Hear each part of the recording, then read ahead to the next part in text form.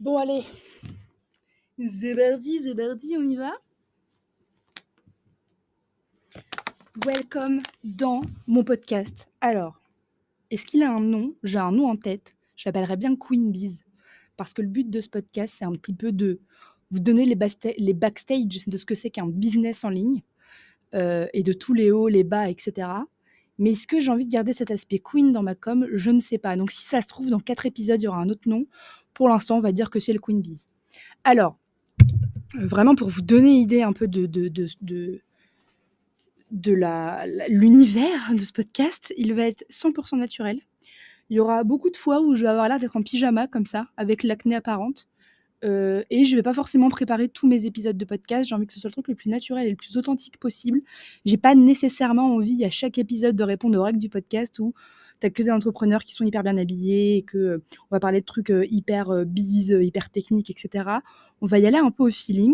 J'espère quand même que de temps en temps, il y aura des épisodes un peu plus préparés avec des invités de marque. Ça, c'est ce que je compte faire. Mais vraiment, le but de ce podcast, c'est un peu de faire. C'est un podcast, un projet qui est un truc un peu. Ouais, un truc un peu égoïste, entre guillemets, parce que j'ai envie, moi, de pouvoir aussi avoir de la matière à aller re-regarder dans 6 mois, 1 an, etc. Pour voir où moi j'en suis, comment j'ai évolué et me rappeler aussi d'où je viens. Parce que s'il y a bien un truc que j'ai appris en 2024, c'est que souvent, on oublie un petit peu d'où on vient et on croit que tout ce qu'on possède au moment T, c'est normal. Alors qu'on a bossé comme des porcs. Donc, je trouve que c'est pas mal d'avoir ce, cette espèce de trace. J'essaierai le plus possible d'enregistrer d'ailleurs des épisodes après mes séances de coaching avec mon coach parce que je pense que c'est important. Mais sinon, je pense que parfois, juste, j'aurai pas le temps ou des fois, j'aurais envie de tourner les trucs comme une envie de pisser et ça me prendra. Mais voilà, on va y aller le plus possible en détente. Et pour ce premier épisode, on est en roue libre complet parce que j'ai pris quelques notes. J'ai pris pas mal de notes. Enfin, pas mal. Il y a à peine 2 pages. Hein. On va pas se... Toujours une drama queen, celle-là. Mais je pense que je vais aussi un peu y aller au feeling. Et en fait, j'avais vraiment envie d'enregistrer cet épisode-là maintenant. Alors, pour que vous le sachiez, on est le 5 décembre 2024. Et le 5 décembre 2025, ouais, ça c'est toujours moi, le début d'année, je ne sais jamais quelle année on est. Il y en a même pas en décembre, on est le 5 janvier 2025, je n'ai dit que de la... Voilà, et ça commence bien. Ça, c'est du podcast de Betty, Made in Betty, ça. On est le 5 janvier 2025, et en fait, le 11 janvier 2025, je vais fêter mes 4 ans d'entrepreneuriat. Et donc, je pense sortir ce premier épisode de podcast-là le 11 janvier 2025, justement pour un peu genre marquer cet événement, parce que c'est vrai qu'on le fait jamais, alors que un birthday, un business birthday, c'est important. Et là, je vais arriver à je rentre dans la 5e année. Je fête les 4 ans, mais je rentre dans la 5e année. Et c'est une sacrée étape, je trouve. Donc, pourquoi pas fêter ça avec un petit podcast. Disons que je suis en train de me rendre compte que je vous parle depuis tout à l'heure comme si on se connaissait par cœur, alors que ça se trouve, vous allez tomber sur cette vidéo, vous allez tomber sur ce podcast et vous allez être là, genre, c'est qui cette meuf? Rapidement, pour vous expliquer qui je suis, vous pourrez aller voir sur LinkedIn, je vous mettrai, franchement, si je fais du montage, je vous mettrai le petit. Je suis ghostwriter, CEO de ma propre agence de ghostwriting LinkedIn. Donc en gros, j'écris du contenu pour des CEO qui ont besoin de développer leur visibilité et de générer des leads pour faire grossir leur fuite d'affaires. Puis je suis aussi coach business à côté, je vends des produits, etc. Mais en gros, je fais partie de cette génération d'entrepreneurs en ligne qui ont appris une compétence un peu, pas par hasard, mais qui ont appris une compétence par eux-mêmes et qui se sont mis juste à la monétiser en fait, et qui ont fini par devenir des entrepreneurs avec des trucs qui un peu les dépassent. C'est un peu ça en fait. Parce que parfois on se lance dans un truc et ça finit par nous dépasser. En tout cas, moi, c'est ce qui m'est arrivé. Mais d'ailleurs, avant d'aller un peu plus loin dans mon parcours, je voudrais commencer par vous raconter une petite histoire. C'est une histoire dont je me suis rappelée il y a pas longtemps, mais en fait qui fait partie de ma vie. C'est juste que je l'avais fait j'avais un peu blackout cet épisode de ma vie parce qu'il était très intense. Et surtout que je me souviens qu'il y a 4 ans, c'est une histoire qui est en lien avec une personne qui a fait partie de ma vie pendant un moment donné, qui a pris une place très importante dans ma vie pendant un moment, qui m'a fait beaucoup de mal aussi. Et je me souviens qu'à l'époque, cette personne m'avait dit non mais c'est bon, ça y est, elle finira de toute façon par écrire un truc sur moi où j'en serais le personnage principal. Et du coup, j'avais jamais voulu en parler parce que je m'étais dit ce serait que lui donner raison en fait de finir par parler de cet épisode-là de ma vie et de cette personne en particulier, parce que c'était un peu dit sur un ton très condescendant, un peu hautain. et je m'étais dit: «Je lui donnerai pas raison», mais finalement, je me suis rendu compte que si j'avais pas eu cet épisode un peu difficile de ma vie, et bah, j'en serais pas là, et si en parler, c'est lui donner raison maintenant, et bah, grand bien lui fasse. En attendant, c'est ce qui m'a permis d'en être là et de tourner ce podcast dans un studio, à Bali, et franchement, pourquoi ne pas en parler alors? Parce que, ça fait partie de la route et c'est comme ça. Cette histoire, elle est un peu, j'y pense toujours en étant un peu émue, parce que je me souviens de celle que j'étais il y a 4 ans, hem, et de la peine que je ressentais, et je suis très triste quand j'y pense parce qu'en fait, je suis triste pour la version de moi que j'étais il y a 4 ans. Pour vous raconter un peu l'histoire, pour vous situer, on est en octobre 2021, je suis à la terrasse d'un café, je pleure, j'ai des cernes jusque-là, je suis au bout du rouleau et j'ai mes 2 valises à côté de moi. En fait, j'attends un pote avec ses clés qui va devoir m'héberger un peu en urgence parce que j'ai plus de chez moi. Hem, j'ai plus de thunes, je viens de me faire larguer comme une merde, j'ai plus de taf et je le sais pas encore, mais dans 3 jours, je vais perdre tout ce que je possède dans une inondation. Et en fait, je viens, de perdre, l'amour de ma vie, d'une manière très, très lâche. Ça a été super dur et je suis hyper perdue, je sais plus vraiment qui je suis, et je me retrouve là, à cette terrasse de café avec mes 2 valises. Je l'ai vraiment vécu comme un abandon et c'est un peu ce qui s'est passé, hein. Cette personne, elle est juste partie, dans le silence, sans me donner trop d'explications, alors que j'avais, créé tout mon futur autour de ça et de cette relation. Et donc je me retrouve à la terrasse de ce café avec mes 2 valises, je pleure, j'ai une nana à côté de moi, que je connais un peu qui est là, et en fait, elle sait pas quoi me dire parce que je suis dans un état tellement de désespoir que il y a rien à me dire, il y a rien qui pourra me réconforter, et donc je suis là avec mes 2 petites valises et tout, et je me souviens avoir pensé: «Mais c'est la première et sûrement, j'espère, et c'est même pas j'espère, c'est sûr, la dernière fois que je me retrouve dans une situation aussi pathétique, uniquement parce que j'ai voulu remettre mon destin entre les mains de quelqu'un d'autre». Et en fait, c'est la mission que je me donne à ce moment-là, même si je la conscientise pas. Je la conscientise maintenant que j'y repense. Cette mission, à ce moment-là, ce jour-là, où je suis avec mes 2 pauvres valises, j'ai plus d'appart, j'ai plus de taf, j'ai plus une thune. Hem, il s'avère en plus que je vais aller vivre chez quelqu'un, une personne qui va s'avérer être quelqu'un de très toxique dans ma vie, quelques années plus tard. Je suis vraiment genre, tu peux pas creuser plus bas. Je suis au fond du trou, mais vraiment.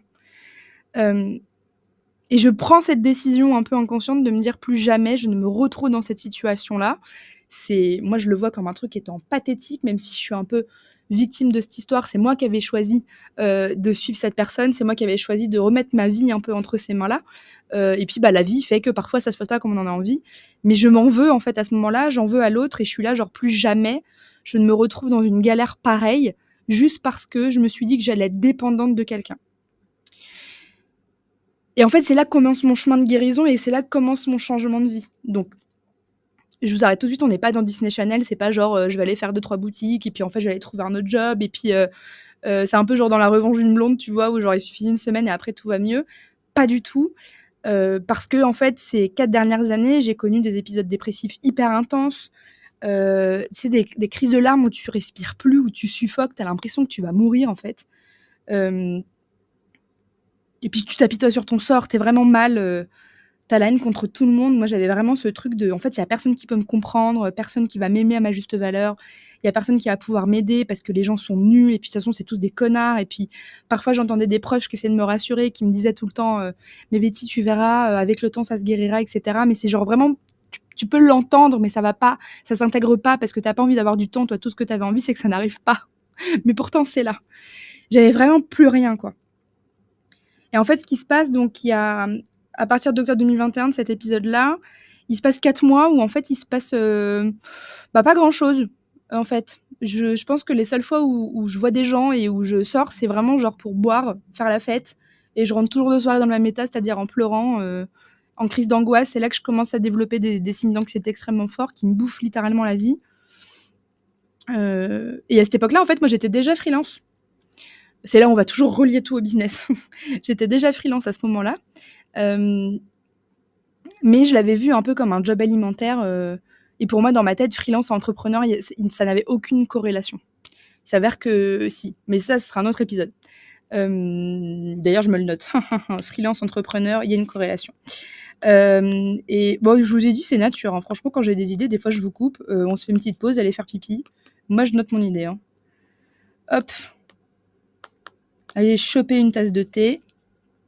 Faites ce que vous en avez envie. Hop. C'est noté. Idée de podcast. C'est pas mal ça, moi qui pensais que j'allais pas avoir assez de sujets à traiter finalement. C'est quand je vous parle que je trouve des idées. Donc je vous disais, effectivement, moi je pensais vraiment que ouais, freelance c'était un petit peu genre juste t'es pas salarié d'une boîte, mais t'as quand même quelqu'un qui te donne des ordres et tu vas faire le taf quoi. Et mais du coup, moi, je suis dans cette période un peu, je suis dans le down en fait et je lâche cette micro-entreprise. En plus, j'ai le chômage, donc je me dis, je me laisse 4 mois.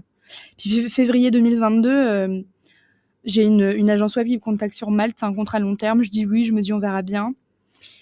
Et puis sur les années à suivre, jusqu'à 2020, fin 2022, je voyage un petit peu. Je fais un premier voyage toute seule en train en Europe. En fait, j'avais toujours nourri cette soif de voyage, mais j'avais jamais vraiment osé le faire moi-même parce que j'avais un peu grandi dans ce truc de quand tu voyages seule et que t'es une femme, c'est dangereux. D'autant plus que, avec le boulot, c'est relou, etc. Mais là, je voyais bien que de toute façon, je bossais en ligne et que le succès de mon voyage et aussi un peu de ma micro-carrière que je lançais, il dépendait que de moi, de ma discipline et de mon organisation. Donc je fais ce mois-là de voyage, je fais 7 pays en un mois en train. Je me souviens, j'ai trop hâte de le refaire avec plus de thunes parce que j'étais sur un budget, hein. Je dormais en auberge de jeunesse et tout, avec des gens qui ronflaient et qui puaient, là, c'était horrible. Mais c'était quand même une super expérience, j'ai rencontré plein de gens trop cool et tout. Je me suis mise à l'aise direct, là, les gars, je suis dans votre salon, vous êtes dans le mien, hein, franchement. Je vais faire tous les épisodes dans cette position, c'est super agréable. Euh, Donc voilà, je commence à voyager et puis il se passe d'autres trucs un peu dans ma vie, d'autres drames là qui sont un peu plus intimes, un peu plus perso et que je préfère garder pour moi parce que ça ne concerne pas que moi. Euh, mais voilà, je prends mon courage à deux mains. Et fin 2022, ça repart en couille quoi. Je me sens vraiment mal. Je vous dis, il y a encore un drame qui se passe et tout et je sais pas quoi en faire. Et en fait, à cette époque-là, je suis en coloc et ça se passe pas si bien que ça. Parce que j'ai pas du tout le même rythme de vie que mon coloc et je suis dans un appart aussi qui juste représente cet échec de cette relation.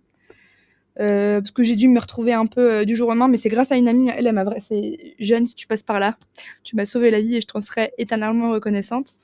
C'est elle qui habitait là à la base et qui m'a proposé de venir avec elle. Puis en fait, elle a lâché l'appart et j'ai pris sa place dans la coloc, etc.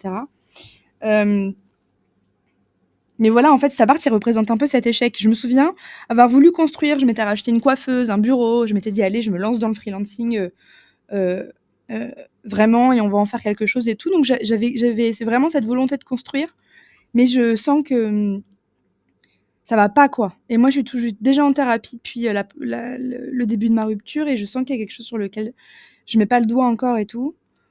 Et en fait, je me revois en octobre. J'ai une discussion avec mon meilleur ami.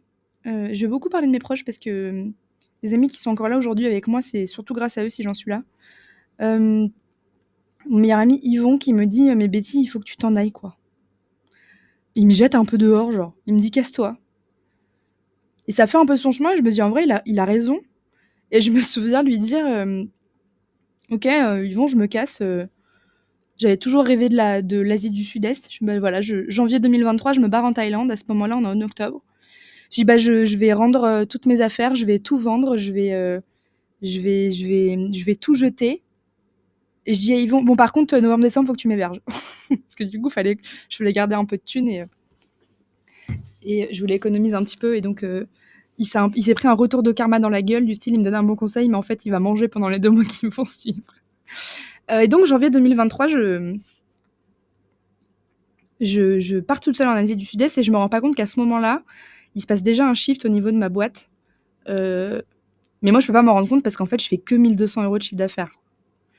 Donc, c'est même pas un SMIC, surtout que si t'enlèves l'URSSAF, etc., il te reste pas grand-chose, quoi. Et je me souviens, je me rappelais ce que je ressentais à cette époque-là. Déjà, moi, au moment où je pars toute seule et au moment où 2 ans avant, je me retrouve à cette terrasse de café où je me sentais hyper impuissante. En fait, souvent quand j'ai des moments compliqués, je le ressens encore, mais cette impuissance que j'ai sentie là, ce jour-là, à cette terrasse de café, je m'en souviens quand j'arrive la première fois en Thaïlande en janvier 2023 et je me dis: «Meuf, là, ça fait peur». Je pars là-bas en Asie, j'avais même pas 500 € de côté, quoi, j'avais aucune thune. J'avais peur, j'étais toute seule, hyper loin de tout le monde, avec du décalage horaire et tout, enfin genre, mon business il tourne pas, je fais pas de thunes, quoi. Et en fait, je le conscientise pas non plus, mais je me dis: «Putain, en fait, si je fais ça là, c'est pour cette Betty qui s'est retrouvée impuissante il y a 2 ans et qui était au bout du rouleau, quoi».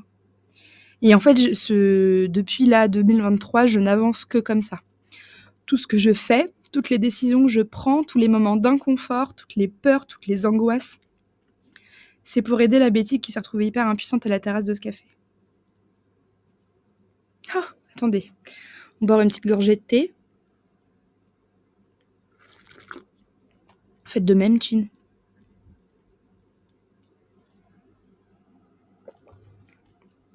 C'est pas un thé, c'est un thé, genre elle m'a servi une pinte, la meuf. Bref. Et donc, c'est cette attitude-là, d'avoir toujours fait et je l'ai conscientisé là, cette année, que je faisais vraiment ça pour, cette Betty qui s'était retrouvée impuissante et en le conscientisant, je me suis rendu compte que ça allait plus loin que ça. Je le faisais pour la Betty de 15 ans aussi qui se sentait hyper incomprise, qui était harcelée au lycée, qui s'est jamais sentie à sa place. En fait, c'est pour ça que je le fais. Parce qu'il y a une espèce de revanche à prendre sur, des gens qui ont pas cru en moi, et sur bah, en fait, j'ai toujours eu des rêves et j'ai voulu les mettre entre guillemets pour quelqu'un. Ça m'est revenu en pleine tronche et bah, en fait, là, maintenant, tout ce que j'ai voulu faire, je vais le faire. Mais c'est marrant parce que quand on décide de le faire, on le conscientise pas forcément. Parce que moi, au moment où je décide de me bouger, je décide que ma boîte, elle doit prendre de l'ampleur et que je me mets à voyager, et cetera, mon seul objectif, c'est de guérir et c'est d'aller bien parce que je suis dans une dépression qui est ultra intense et j'arrive pas à en sortir, quoi. Et je conscientise plus tard, en fait, que c'est vraiment pour ça, pour la Betty que j'étais il y a 2, 5, 10 ans que je le fais. Mais moi, quand je suis en plein dedans, je suis vraiment dans une bataille contre moi-même, quoi. Je suis dans une bataille contre mes démons, contre mes angoisses, contre mon anxiété et c'est dur. C'est hyper dur. Et finalement, pourquoi est-ce que je conscientise ça que maintenant? Parce que maintenant, je suis arrivée à un stade où c'est bon. Je nous ai offert la vie que la Betty, d'il y a, 5 ans aurait aimée, que la Betty ado avait toujours visualisé. Bah, j'habite à Bali. Là, je vous parle de Bali. J'ai un business qui tourne. Malgré les grosses difficultés que je traverse en ce moment, j'ai un business qui tourne. Je me sens plus en phase avec moi-même. Vous voyez, j'ai la trentaine qui approche et je sens que je vais pouvoir entrer dans ma trentaine hyper sereinement. Je gagne mieux ma vie. J'ai un entourage hyper bienveillant et hyper. J'ai beaucoup de soutien, quoi. Et je sais pas trop où je veux en venir avec ça, juste pour vous raconter que ces étapes-là du changement et que de toute façon, il faut, j'ai pas fini ma phrase, hein. Ce que j'essaye de vous dire, c'est que je suis pas en train de vous dire que ça a été un chemin facile et que tout le monde n'en est pas capable. Pour moi, tout le monde en est capable, mais à son échelle.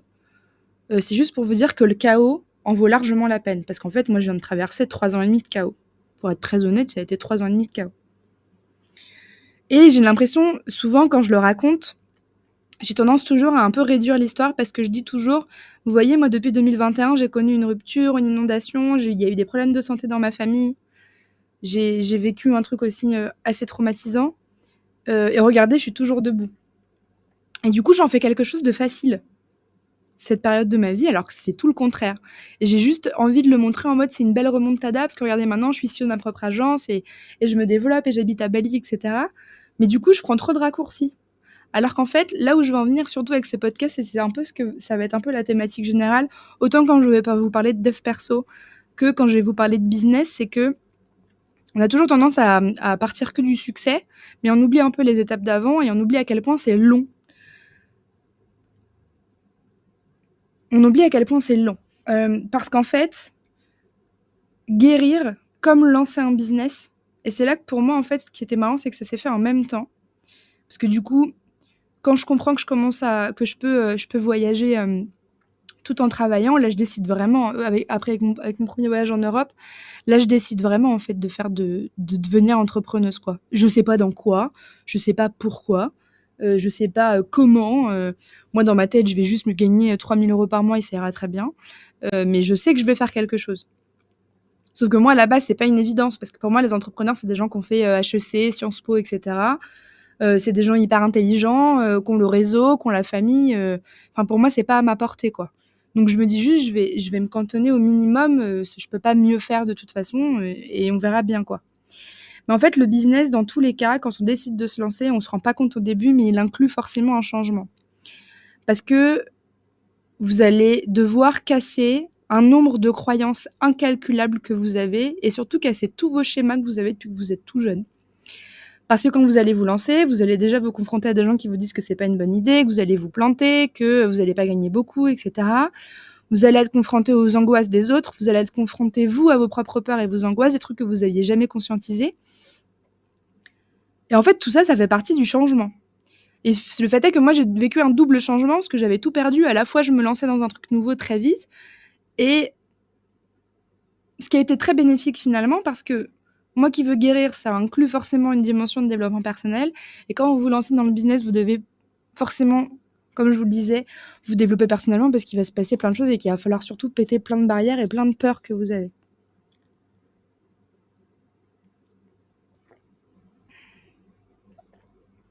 En fait, c'était ça un peu l'idée que j'avais au départ.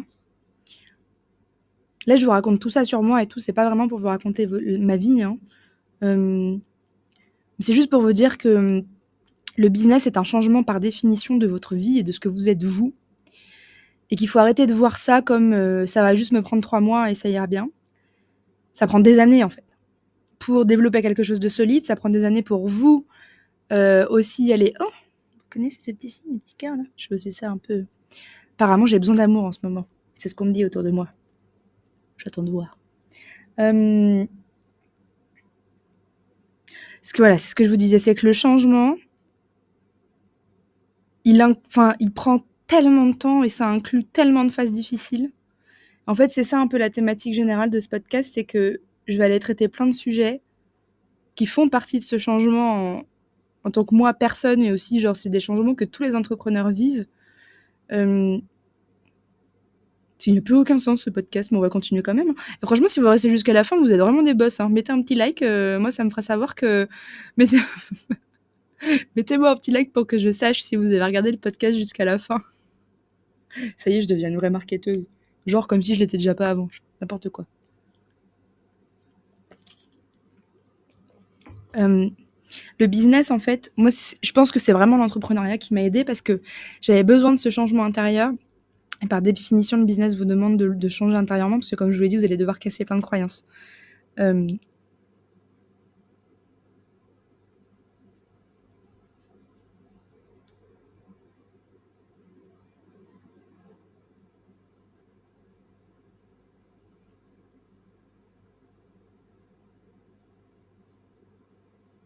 Et donc, je vous l'ai dit, maintenant, j'en suis là aujourd'hui et je suis... Allez, on enlève l'iPad, j'ai plus de notes.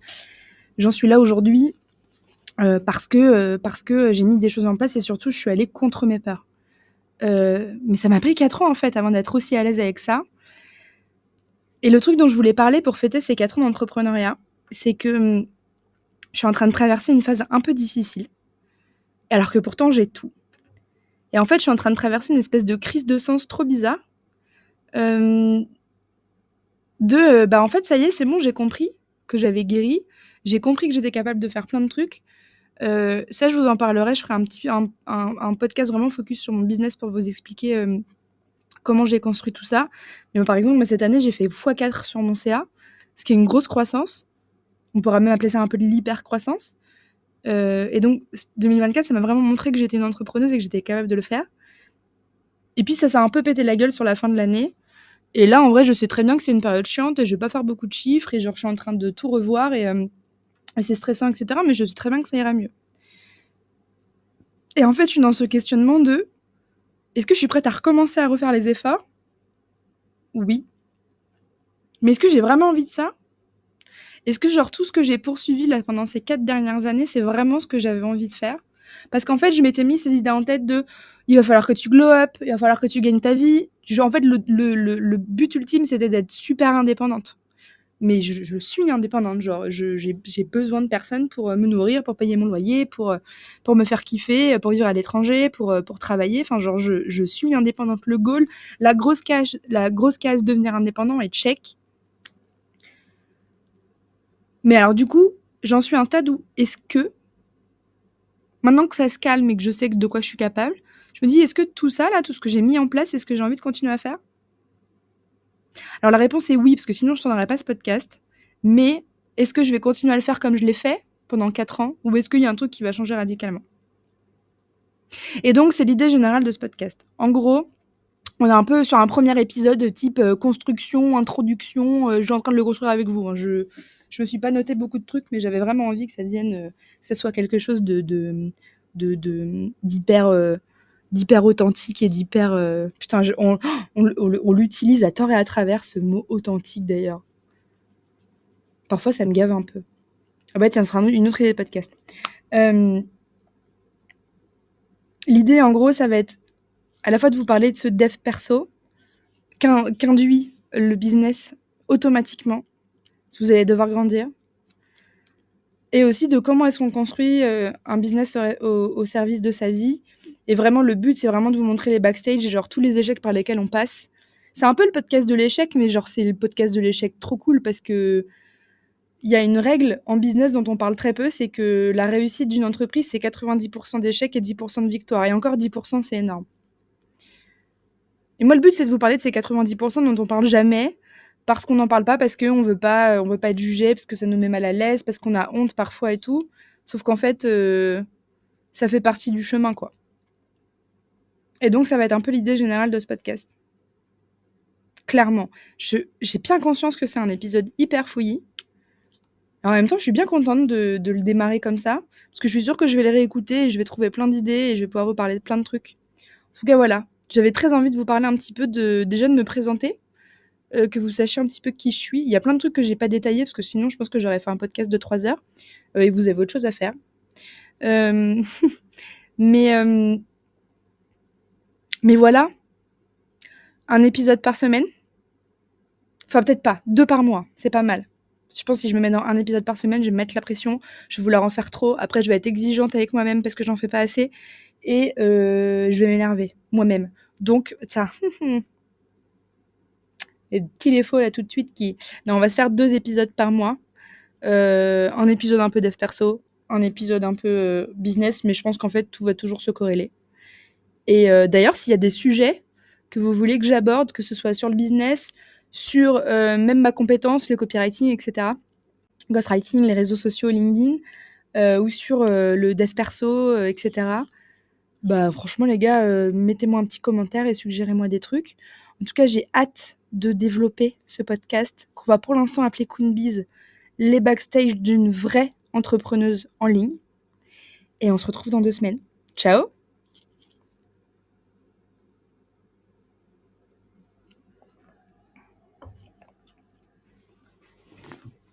J'espère que cet épisode vous a plu. N'hésitez pas à liker, partager, à envoyer ça à votre mère, votre daron, vos sœurs, vos frères, vos cousins, cousines, et au moins à mettre un petit like parce que ça donne de la force. Ciao!